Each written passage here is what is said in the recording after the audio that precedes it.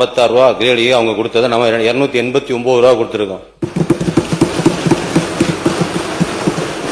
Common கிரேடில் 131 ரூபா கொடுத்துட்டு இருந்ததை 156 ரூபா அதிகப்படுத்தி கொடுத்துருக்கோம். இது 5 ஆண்டு காலம் மட்டும்தான் சொல்றேன். 50 ஆண்டு காலம் எடுத்து பார்த்தாலே 50 ஆண்டு காலம் இதே நிலைமை தான் இருந்துகிட்டு இருக்கு. இதை விவசாயிகள் கோரிக்கைகளையும் இருக்கிற சூழ்நிலை தெரிஞ்சுக்கிட்டு சொன்ன மாதிரி அதிகப்படியான ஹிஸ்டரியிலே இல்லாத அளவு அதிகப்படுத்தி கொடுத்திருக்கோம். நன்றி. உறுப்பினர் மாண்புமிகு முன்னாள் முதலமைச்சர் அவர்கள். மாண்பு பேரவைத் தலைவர்களே, மாண்பு உறுப்பினர் அவர்கள் ஊக்கத்தொகை பற்றி சொன்னாங்க. அன்றைய மாண்பு அமைச்சர் அவர்கள் அன்றைய சூழ்நிலை வேற, அன்றைக்கு கூலி உயர்வு கிடையாது, உரவிலை உயரல, டீசல் விலை உயரல, இன்றைக்கு எல்லாம் உயர்ந்து போச்சு. அதுக்கு தகுந்த மாதிரி தான் நீங்க ஊக்கத்தொகை கொடுத்திருக்கிறீங்க. ஆகவே அதை ஒப்பிட்டு பேசு, அது பொருத்தமா இருக்கு. மாண்பு பேரவைத் தலைவர்களே, மாண்பு முன்னாள் முதல்வர் பேசுகிற போது இங்கே சொன்னார்கள், கூலி உயர்வு, அதே உரவிலை உயர்வு, இதெல்லாம் எப்பவும் ஒப்பிட்டுறதே கிடையாது. நாம கேட்கிற ஒன்றே ஒன்று, கூடுதல் விலை கொடுக்கப்பட்டிருக்கிறதா என்ற ஒரே கேள்வி மட்டும்தான் இருக்கிறதே தவிர இதையெல்லாம் ஒப்பிட்டு காட்ட இயலாது. ஒன்று, நீங்கள் இதுவரையிலும் முதலமைச்சராக இருந்தபோது 4000 ரூபாய் கரும்புக்கு வழங்கி இருக்கிறதா என்பதை மட்டும் இங்கே சொல்லுங்கள், அதற்கு நாங்கள் பதில் சொல்லுவோம். முன்னாள் முதலமைச்சர் அவர்கள். மாண்பு பேரவைத் தலைவர்களே, அதிமுக ஆட்சி இருக்கும் போது யார் அந்த துறைக்கு அமைச்சராக இருந்தனே தெரியாது பேசிட்டு இருக்காரு. இரண்டாவது, ஒவ்வொரு ஆண்டு வருகின்ற பொழுது 20வது ஆண்டு, இன்னைக்கு 26வது ஆண்டு, 2020 2026, அதுக்கு இடைப்பட்ட காலத்தில் இன்னைக்கு பல மாறுதல் ஏற்படுது. நான் ஏற்கனவே சொன்ன கூலி உயர்வு ஏற்படுகிறது, உரவிலை உயர்ந்தாச்சு, டீசல் விலை அன்னைக்கு 64 ரூபா இருந்தது, இன்னைக்கு 95 ரூபா 100 ரூபா வந்துடுது. அதற்கு ஏற்றவாறு தான் ஊக்கத்தொகை அதிகமாக கொடுத்திருக்கிறதே ஒழிய அன்றைக்கு என்ன லாபம் இருந்ததோ அதே லாபம் தான் அந்த விவசாயிகளுக்கு கிடைக்கிறதே ஒழிய புதிய செய்தி எதுவும் இல்லை. பொருந்துற மாதிரி சொல்லுங்க. ஒரு கதையை மாற்றி மாற்றி சொல்லக்கூடாது.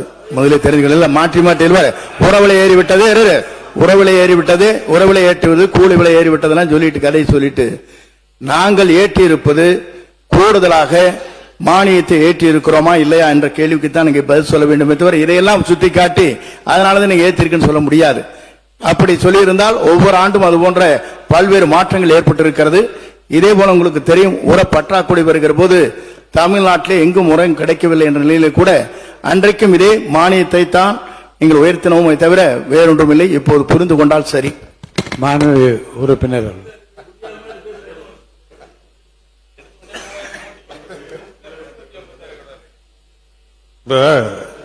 விவசாயிகள் போராட்டம் தொடர்பாக நாங்கள் அறிவிப்பு கட்சி சார்பாக அறிவிச்சிருக்கிறோம்.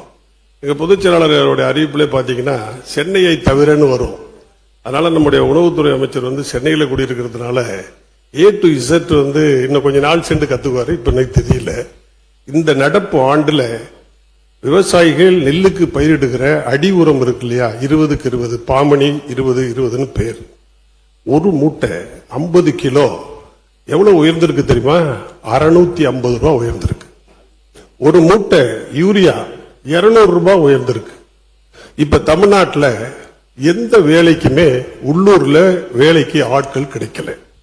இப்ப நான் நடவு நடுறேன்னு சொன்னா ஒண்ணு இயந்திர நடவு நடணும், இல்லைன்னா மேற்கு வங்காளத்திலிருந்து ஆள் வருவாங்க.